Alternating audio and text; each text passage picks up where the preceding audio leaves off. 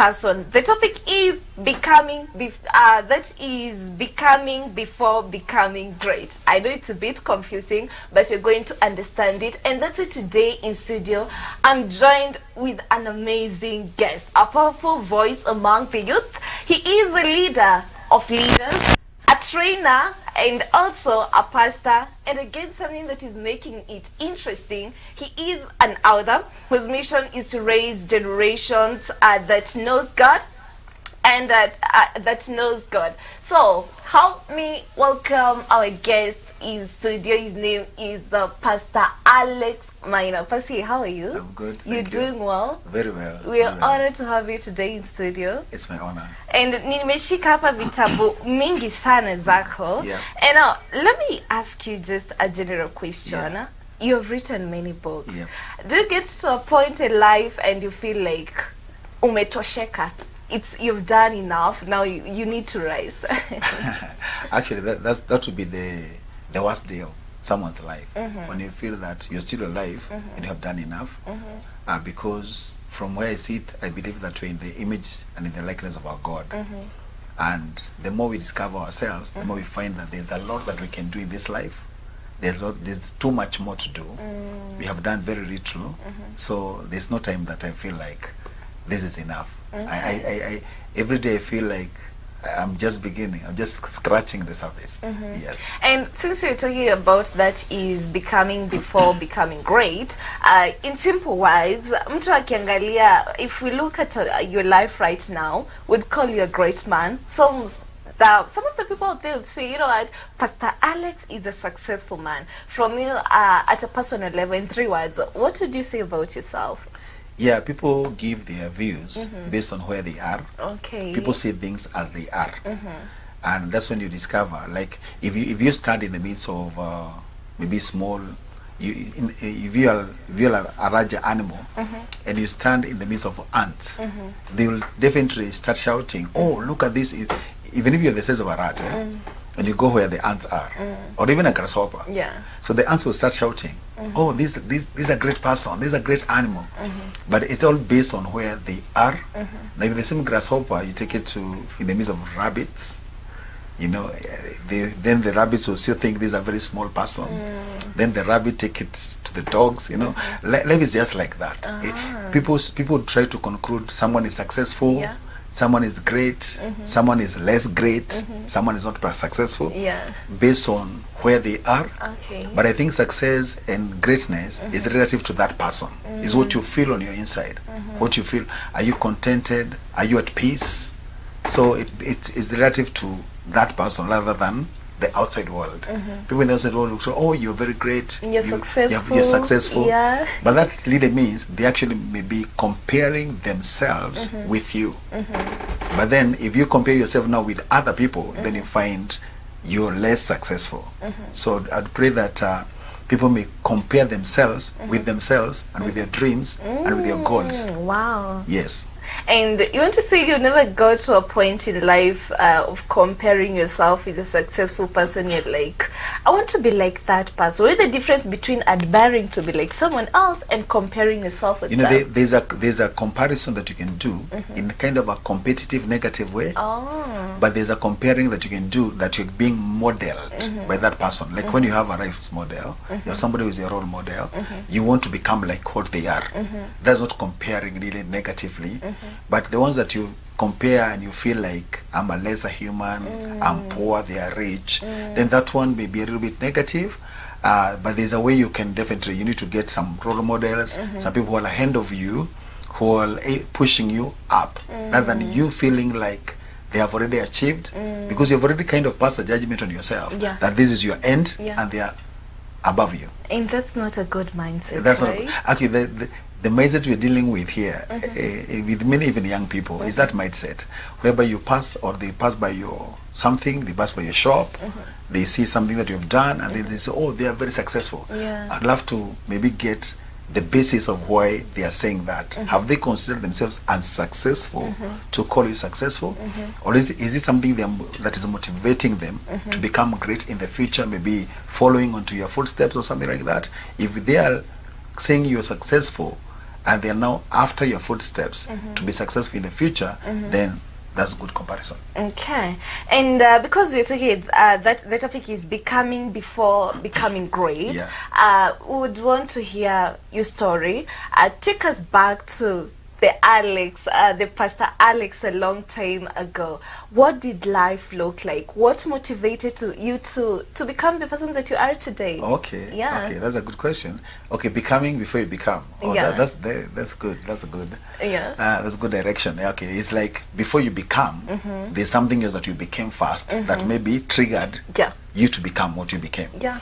So, like many of many people, there's a time I thought that I cannot be anybody in life based on a few things, maybe based on some past failures, and you feel like you will never become anything in life, and then you also listen to some people who will even affirm that to you. Wanakwambia wewe hawezi fanyika kitu in life. So to say that's where I've come from. But then there's a way that you can start now trying to focus on yourself rather than focusing on your failures, and also on what people are saying, and you start building yourself after getting some knowledge.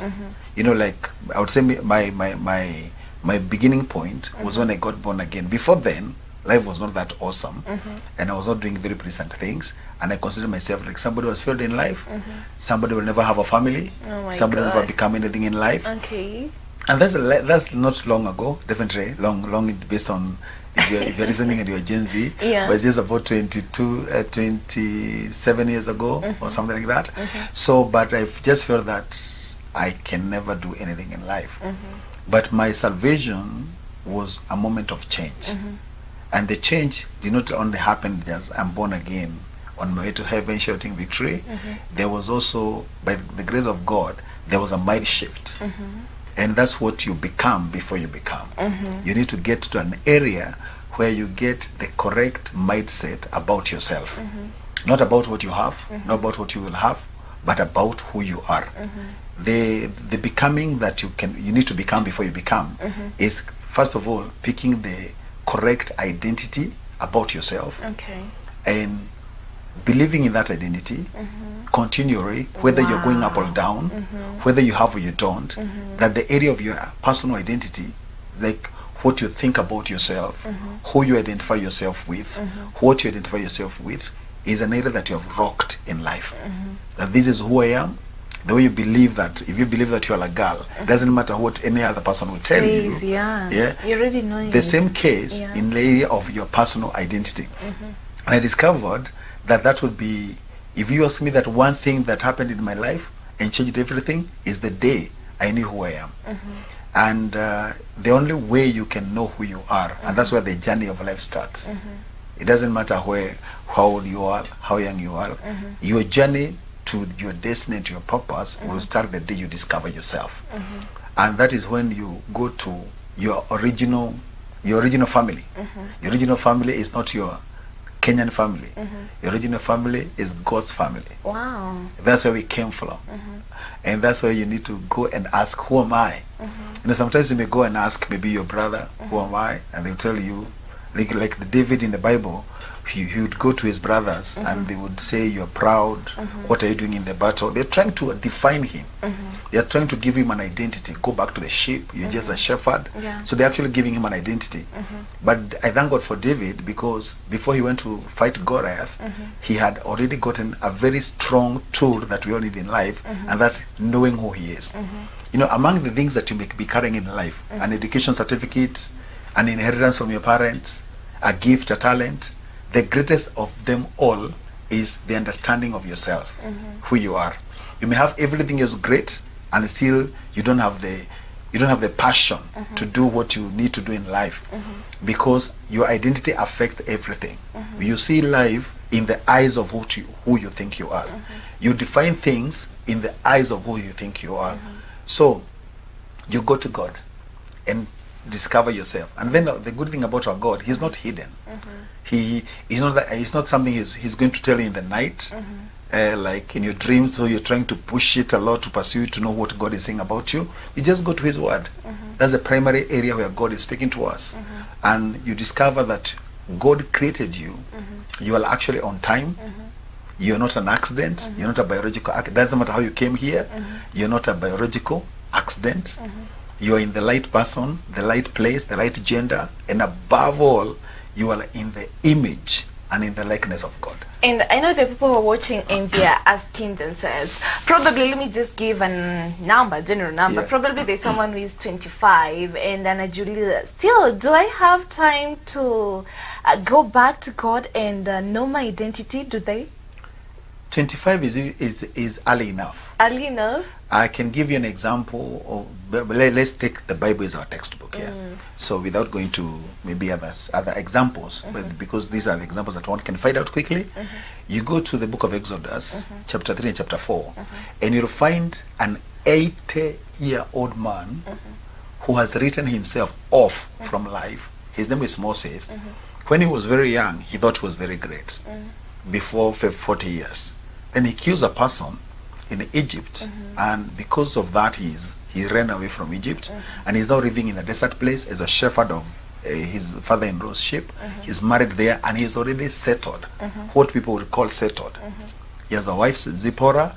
They have 2 kids, father-in-law Kopale. Everything looks okay, until one day God came. You know the story of the burning bush. And what God came and revealed Moses to Moses. That's becoming before you become.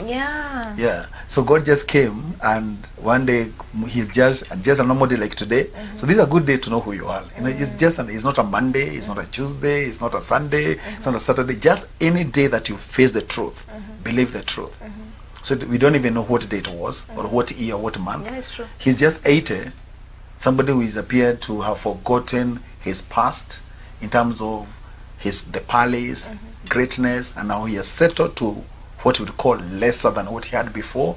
And then God comes and says, Moses, Moses. And Moses goes to the burning bush. And God tells Moses, Moses, I've heard the cry of my people back in Egypt.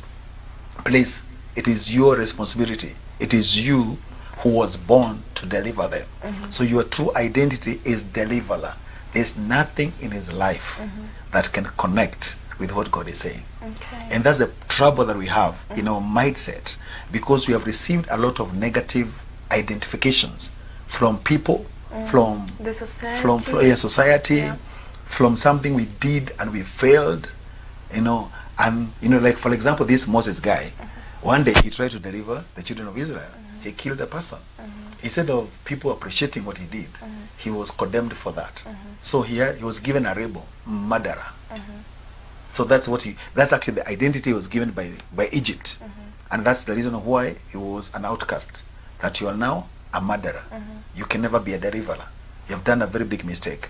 And many people are stuck in their past mistakes, in their past sins, in their past failures, and they have picked their failures to be their identity in life. Whenever you try to do something new, you are reminded of what you did and failed.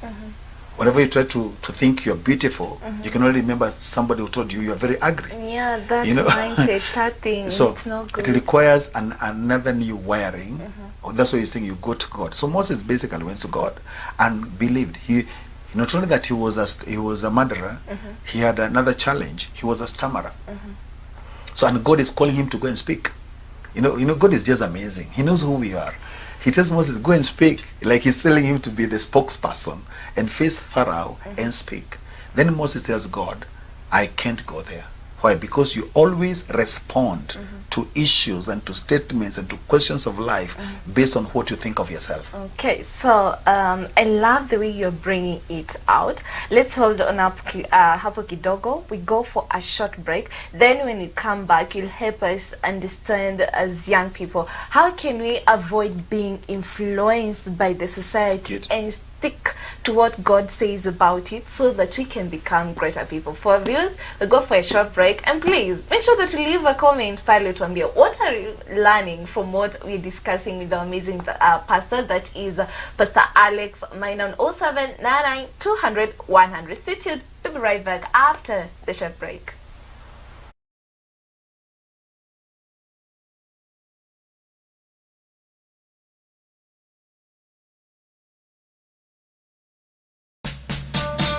Enter his gates with thanksgiving and his courts with praise. Psalm 100 verse 4. Sunday is a great day to give thanks and praises to our God. That is why Mizpah House of Prayer invites you for a Sunday worship service every Sunday from 9 a.m. A time of worship, prayer, and the prophetic word. Come for hope, fellowship, spiritual growth, and encouragement. We would love to have you. Join us in person or catch us live on Mizpah TV and our social media platforms. Tukutane Church.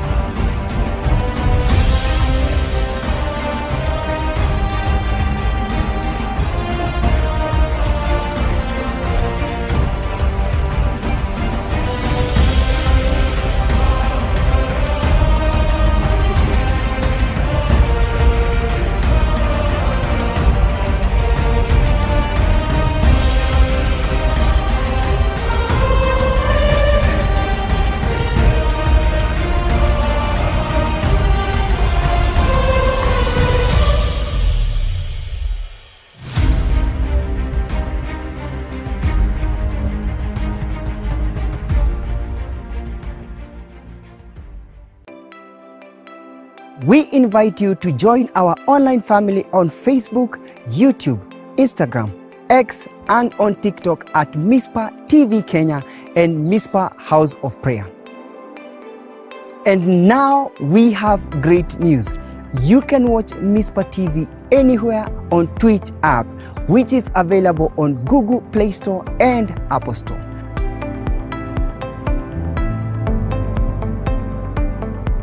For great inspiration in worship, word and prayer, and other entertaining and encouraging programs tailored for you. Welcome to our online family.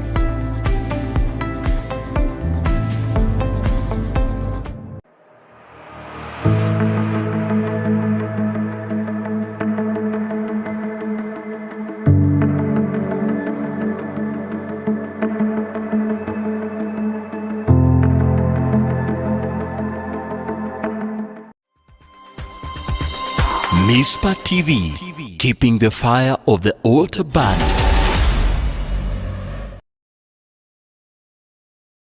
And welcome back to this amazing segment that is Mazungunmzo, Wazi. This way we talk about real, raw and unfiltered conversations on the matters that affect you as a young person.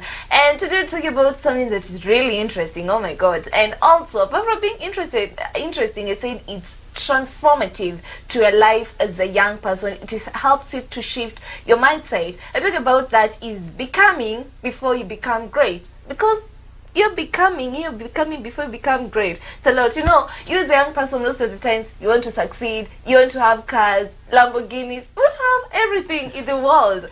But what is that process of becoming before you become great? And back with our pastor, that is Pastor Alex. Welcome back. Thank you. And I'm glad the way you have helped us understood when it comes to the, in the first section on what the becoming looks like. And from your perspective, what is the real definition of greatness?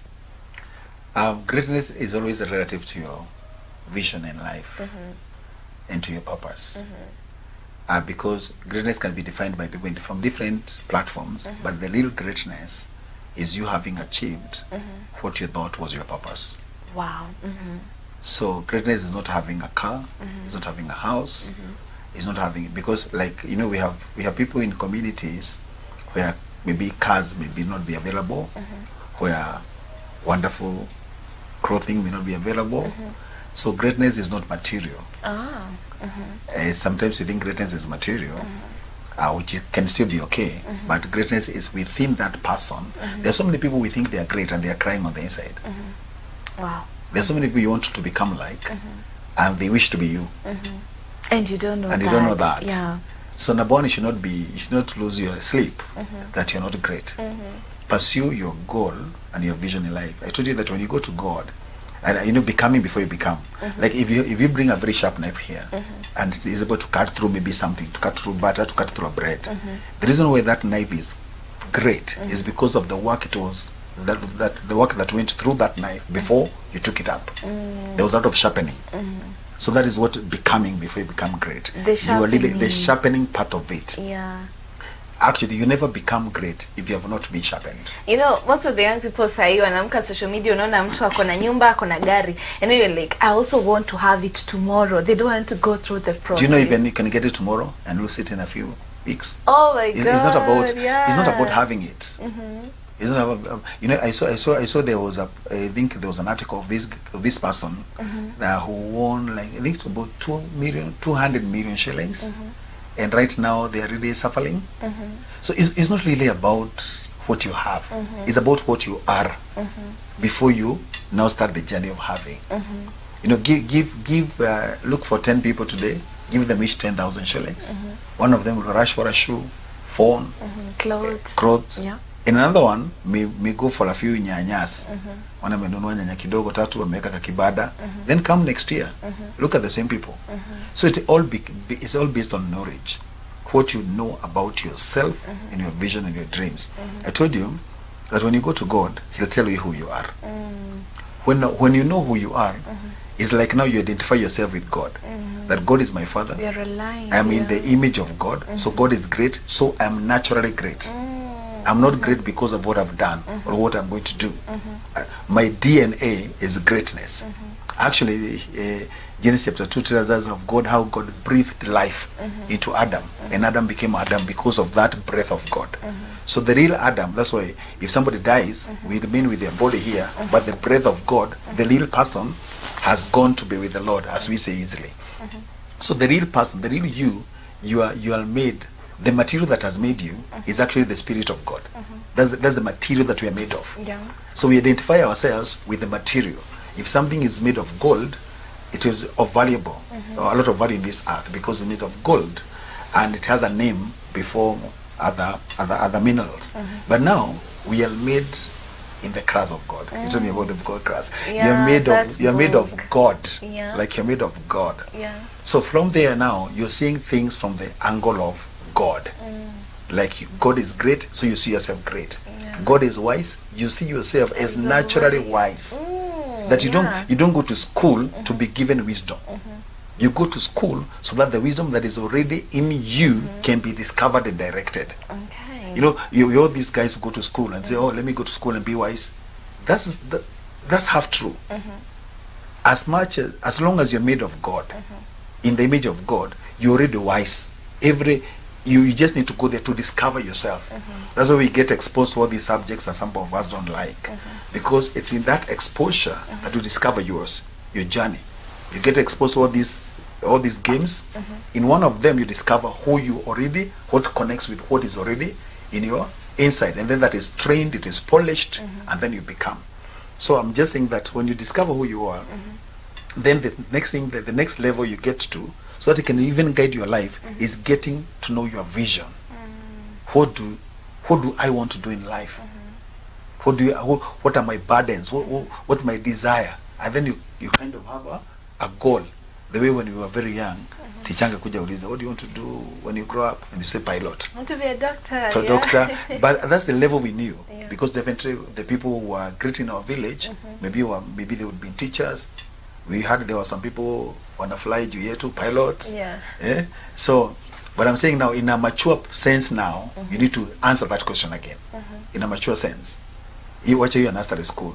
Sasa yenye uko sasa at your age, at my age, grown, or at 50, maybe some people answer at 50, others at 60, even others at 80.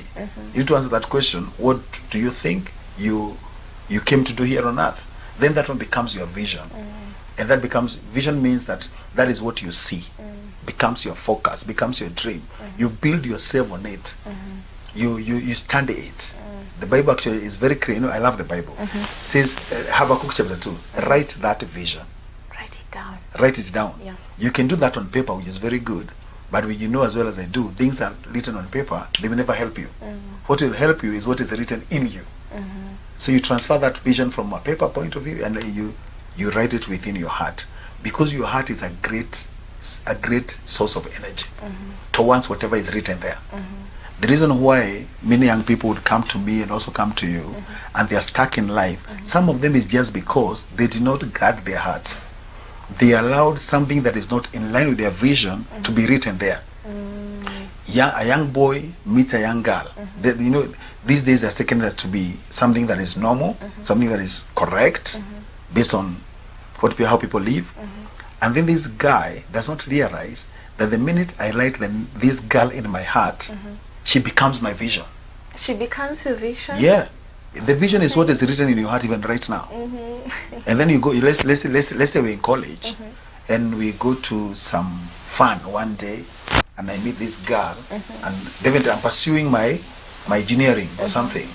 But then I meet this girl, and instead of writing her, not really in my heart, but just handling as heart afraid, until that appointed time, she captures my heart, and I write her where I'm supposed to write my vision. And what is written in your heart always controls your life. It's true. And that's something that everyone needs to know. Whatever is in your heart right now, you don't control it. It has taken over your life. That's why people should be very careful on who they allow into their heart, what information they allow into their heart, because that will define your life. Have you ever seen these athletes even where we're in Nakuru? These young girls who win marathon, and you see them like very early in the morning, and they're running, like they wake up at 4, they're running, they're not afraid of anything, and you wonder where did they get this energy and this courage? When they are running on Menengai, they are not seeing Menengai, they are seeing Boston, they are seeing London Marathon, they are seeing New York Marathon. So what they are hearing is not the rain that you're hearing in the same environment. They are hearing the national anthem. They are hearing their names being called. And for that reason, their heart now gives them energy and passion to be able to pursue that, to make a lot of sacrifices towards their dream. Because their vision kind of separates you. One of the challenges many people are facing as young people is that angle of being separated from others. Like you find you're with everybody. You want to please everybody. You want to be friend with everybody and to know everybody. But what can really separate you is a dream. A dream will connect you with the people who are in line with that dream. So does it mean that you're going to outgrow some people? Definitely. Definitely. And I told you, there are so many good people you need to outgrow. Yeah. You don't go for good people. You go for better people. Yeah. Better people are the people who are connected to your dream. Actually, you don't go for good places, you go for better places. Better places. Yeah. I love that. Maybe it's, at a time, the bed can be a good place. But other time, your sitting table where you're doing your studies is a better place. So you get from out of a bed, which is a good place, and you go to your study room, which is a better place in relation to your vision and the season and the time. Okay, so in relation to the vision. Yeah. And let me ask, you see that for you to become great, there is the sharpening that you must go through. Briefly define, what do you mean when you mention that sharpening? How does it look like? Is it sweet? Is it comfortable? Sharpening has never been comfortable. Okay. At whatever angle you may look at it. Even the knife one. It has never been comfortable. Because knife is losing some particles for it to be sharp. So sharpening has never been very pleasant. Because sharpening means you go to school and maybe you feel like you want to sleep. Sharpening means wake up in the night to do something, you feel like I didn't want to do that. Sharpening means all your friends are going to place B, but for you to go to place, you need to go to place A for sharpening, and then you feel as if you're losing company. So sharpening is never something that is pleasant. It's a matter of sacrifice. Sharpening means if you're an athlete, you wake up in the morning and you start running when everybody else is snoring in bed. People are sleeping. But now, after the sharpening, that's when you discover the good of sharpening. And the earlier you sharpen yourself, the better. It is better you sharpen yourself now than later. And many people have chosen the the angle of sharpening themselves later. You know, there's if you would ask our young people, would you have to work hard now or later? Then maybe the answer may be now, but many in practice is like they have chosen to work hard later.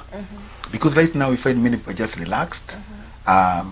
Maybe even whatever is brought to them, they did it casually.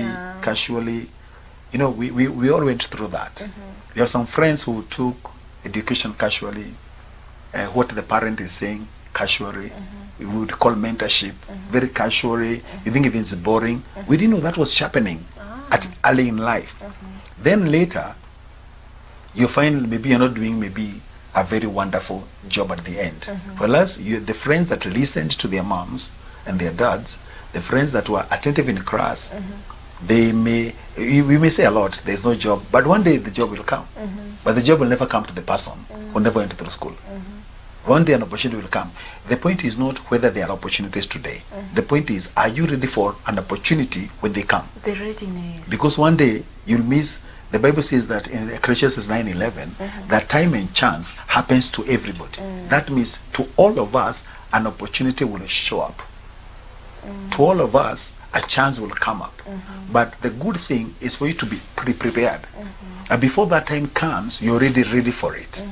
Let's say today we have an advert today, and they're looking for somebody with an experience in media. I think you'll go there first. Why wouldn't I go there?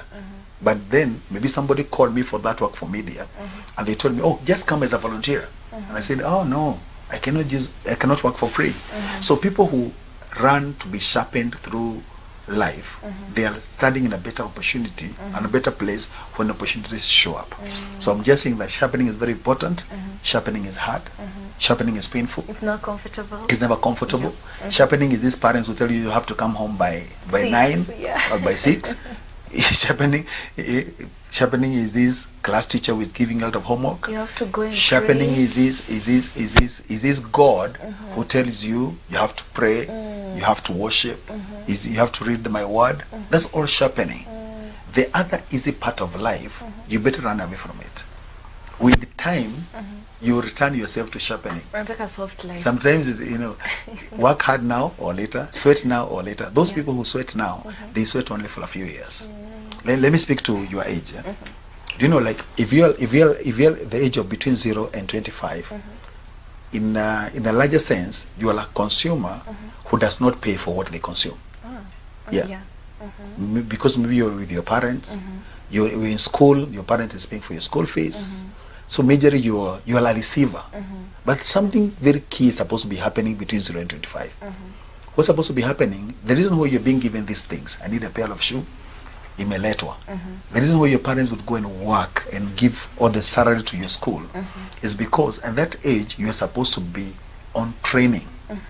Because after the age of 25 plus or minus 30 or something there, you are supposed now to continue to start consuming what you produce. And many people are not ready for that age because they miss the training in this first age. This first age, the training does not only come from school. It comes from listening. Listen to good mentors. No, it's not really, life is not just about having an A. It's having an A, but you are employable. Employability does not depend basically on skills, on the work skills. It requires people skills, integrity, and those things are trainings that happen to us. Maybe like tell some guys to go to church. They say, "As a church in the we left church, but not God." You know. Yeah, that's what they say. Kanisa ni roho ya mtu. But we don't just go to church to worship or to talk to a God we don't see. We go to church also to get some guidance in the things of God. Just the way that you cannot just, you're not going to school and then you expect yourself to achieve anything academic in life. The same case in the spiritual levels. You cannot, the God's school is not at home with the Bible. It's church. Actually, Jesus is the head of the church. So running away from church is running away from Christ. But I'm just saying that sharpening is something, it's a place we need to take ourselves to willingly. It's painful, but without pain there's no gain. You never gain anything in the future if you're not going through that sharpening season. And your vision is able to guide you to that sharpening. Okay. People of a vision can take themselves to a sharpening area confidently. Yeah. It's painful, but they'll stick there. They have seen their dream. They have seen their future. And without this thing, I will never get to that dream. You know, let me give you a quick story of Nelson Mandela. Yeah? When Mandela was a teenage guy, actually we are talking of teenagers here. Yeah, when he was a teenager, he had a dream of, I think it was 19 years. He had a dream of changing South Africa. He's not from those great families. He's just Mandela. And he has a dream of changing South Africa. And the dream was well written in his heart. That is a dream that made him go to law school. So law school is not a quick school for 3 years or 2 years. Yeah, that's true. He actually went to law school even abroad because of the dream that he had of seeing his people free. He went through pain. He was put in prison for 27 years. But the dream that he carried took him through prison for those 27 years. Other people were dying. He was still living. Because the dream was so well written that he even believed he's not going to die in that prison until he sees his country free. So what I'm saying is your vision will also give you direction and will take you through sharpening. People who are afraid of sharpening is because, number one, something is wrong with their vision. If you know that you need to come here at 6 in the morning to get something, you'll be there in the morning. Yeah, it's true. Because you have a vision of that thing that you want to get. So we need to have a vision, and that vision then with a vision now, vision directs you to which kind of, actually one of my books there's the Destiny in Motion, talks about that. Talks about that after you getting to a vision, you need to identify the kind of vehicle you need to get into in life. You leave so many good vehicles and get into this one. A specific one. Because it is going where you're going. You don't just get into, and vehicles are in terms of spirituality, socially, and academic. Yeah, there are some places you don't go to worship.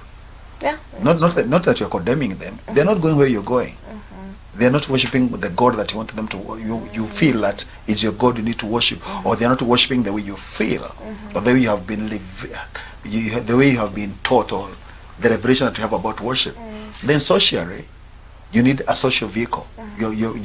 Your group, yani hilo mnataka bogi ile bogi yenu, hiyo bogi yako unafaa kujiuliza inaenda wapi before you dip yourself into that bogi, because it is going somewhere. Every group is going somewhere. Every person is on the move. So you need to identify the vehicle because of your vision. Now your vision is directing you to the right vehicle. You know, like this is the road to Nyahururu. If I'm going to Nairobi and I try to get to those vehicles are wonderful. They may even have good music, like the one going to the other direction. But you have to be very, very careful on the vehicle that you choose in life. You have to choose your vehicle based on your vision. On the vision that you have. Yes. Let me ask you a general question concerning you.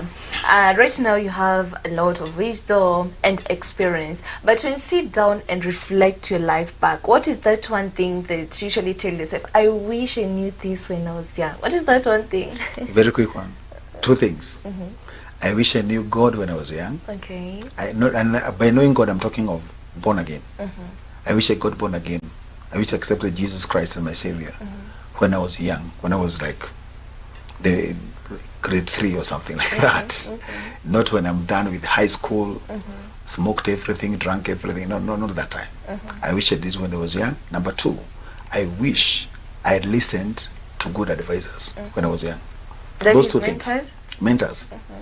They're not like, the word mentor may look bigger. And some people may think they don't have them, so they're looking for them. Well, they're there. Well, they're always there. Yeah. Yeah. You know, if your dad, your mom, some of your uncles, even some of, mentorship is people giving you the right information towards a certain goal. Yeah. So we have them. We have them. We even have them on social media. But I wish I listened to them, because many young people, they just take their own angle of life.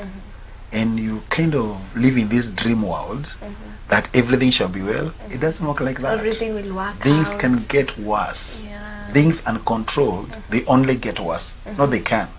If you're not in control of a car, it will only go to a ditch. There's no car that you're not in control with. Itakufikisha tao. No, you'll collide with something, you'll hit something. Anything that you're not holding the steering, and that's your life. If you're not in control of your life, so means that you have seen the road, you have the right fuel, you're trained as a driver. If that has not happened, you're just waiting for life to take, one day at a time. The graph has been set. Yeah. There's nothing like that. Things uncontrolled, they will always go on the wrong direction. A life uncontrolled, a free life is a very dangerous life. That's something I came to discover later. When I was in high school and when many of us were young, we just wanted freedom, but we didn't know even the definition of freedom. Because I thought freedom is when I don't have a parent telling me anything, I don't have a teacher telling me anything, and nobody's telling me anything.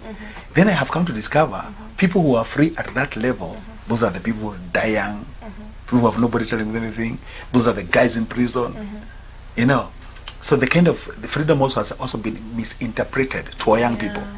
That they feel like, I want to get out of school and get out of this prison called home, and get out of this prison warden called dad, and out of this prison mom, all that.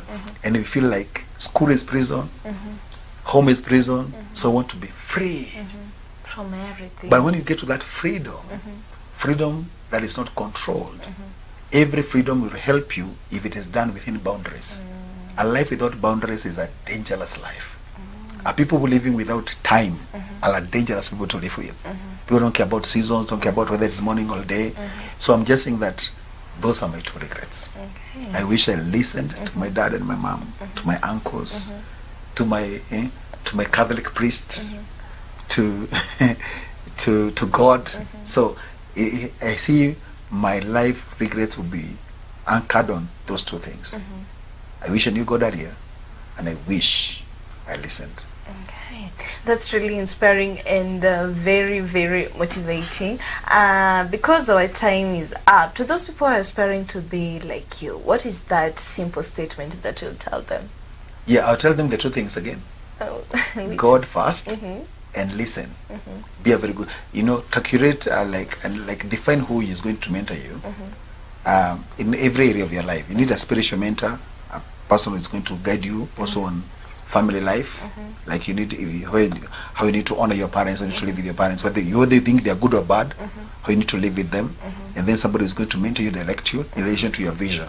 If you have those two, you have God, like you're seriously into Christ, and then you have good mentors, your chances of failing are too minimum. Because good mentors will also lead you to some connections. There's a lot that is anchored into mentorship. But go for mentorship as young people, put God first.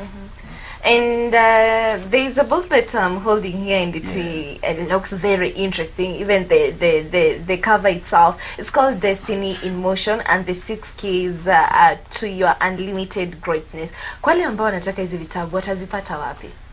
Hizo vitabu ziko wakikuja pale Nakuru kama Honest Bookshop, they can find them. If you get into my pages online and you just shoot a message, there's a way I can arrange for you to get one. Yeah, my Facebook page, Alex Maina, The Walk, like the walk, like the walk. Thank you so much for availing yourself for the show. We have really learned a lot, and we're looking forward to having you more on the show. Thank you very much. Thank you for the time. I feel so honored. Thank you. Say hi to Apostle and thank him for me. And thank you. For our viewers, thank you so much for tuning in for this amazing segment that is Mazungunmzo, Wazi, where you have real, raw and unfiltered conversations on the matters that affect you as a young person. Let's go to becoming before you become great. You expect to have that big house, Lamborghini and everything, but you've been told that is not enough. There is a lot that you need in life. You need mentors. Do you have one? If you don't have one, well, Pastor Alex Akwaba for you. I don't have to take on social media handles. That is Alex Maina The Walk, and I'm sure that you learn a lot for him, because we as a generation, we really need mentors. And again, don't forget the key thing that he has said: we need God. Thank you so much for tuning in for this segment. While we're not done with the show, we are going for a short break. Then we'll be right back with MIA. That is Meet Your Artist. Stay tuned.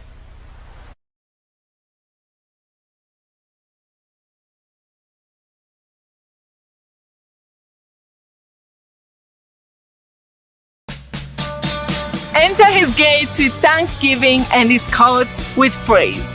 Psalm 100 verse 4. Sunday is a great day to give thanks and praises to our God. That is why Mizpah House of Prayer invites you for a Sunday worship service every Sunday from 9 a.m. A time of worship, prayer, and the prophetic word. Come for hope, fellowship, spiritual growth, and encouragement. We would love to have you. Join us in person or catch us live on Mizpah TV and our social media platforms. Tukutane Church.